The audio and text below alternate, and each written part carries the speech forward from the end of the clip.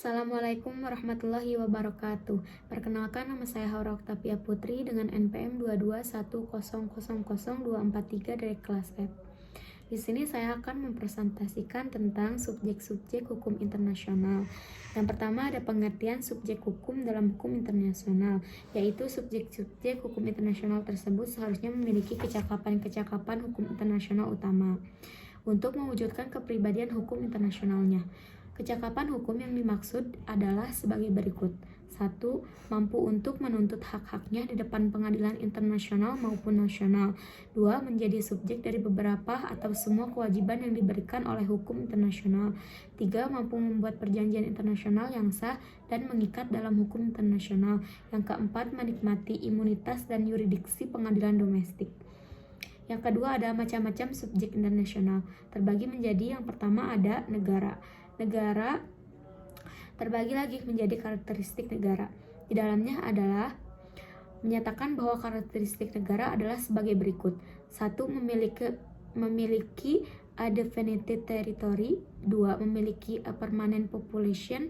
3. Memiliki pemerintahan, yaitu government. Dan yang keempat, memiliki kemampuan untuk melakukan hubungan internasional dengan negara lain. Yang kedua, setelah negara ada macam-macam bentuk negara dan kesatuan yang bukan negara, yaitu 1. Negara kesatuan. Negara kesatuan akan memberikan kekuasaan yang penuh pada pemerintahan pusat untuk melaksanakan kegiatan hubungan luar negeri. Sedangkan yang kedua adalah negara federasi, yaitu federasi merupakan negara gabungan dari sejumlah negara yang dinamakan negara bagian yang sepakat untuk membagi wewenang antara pemerintah federal dengan negara bagiannya.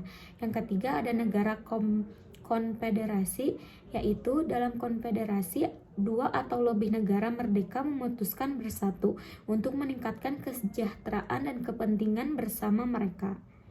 Yang keempat, negara-negara persemakmuran, yaitu sebelumnya bernama The British Commonwealth of Nations, merupakan persatuan negara-negara berdaulat yang memutuskan untuk memelihara persahabatan dan kerjasama dengan Inggris, serta mengakui kerjasama Inggris sebagai simbol kepemimpinan dari asosiasi mereka. Yang kelima adalah negara mikro, yaitu suatu negara yang merdeka dan memiliki kedaulatan penuh. Namun demikian, negara ini wilayah penduduk dan sumber daya manusia serta sumber daya ekonominya sangat kecil, sebagaimana dinamakan negara mikro.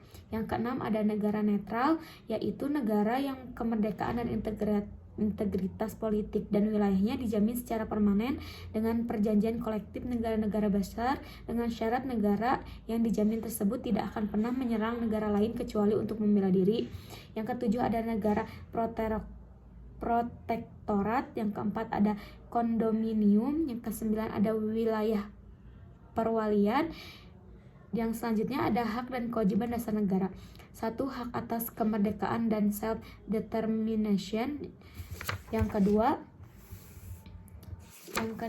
ada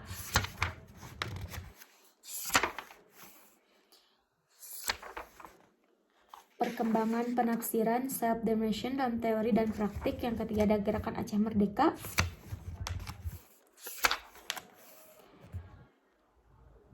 Dan ada hak untuk melaksanakan yurisdiksi terhadap wilayah, orang, dan benda yang berada di dalam wilayahnya. Yang ketiga, hak untuk mendapatkan kedudukan hukum yang sama dengan negara-negara lain. Yang keempat, ada hak untuk menjalankan pertahanan diri sendiri atau kolektif. Dan yang terakhir ada kewajiban dasar negara. Yang pertama, kewajiban untuk tidak melakukan investasi terhadap masalah-masalah yang terjadi di negara lain.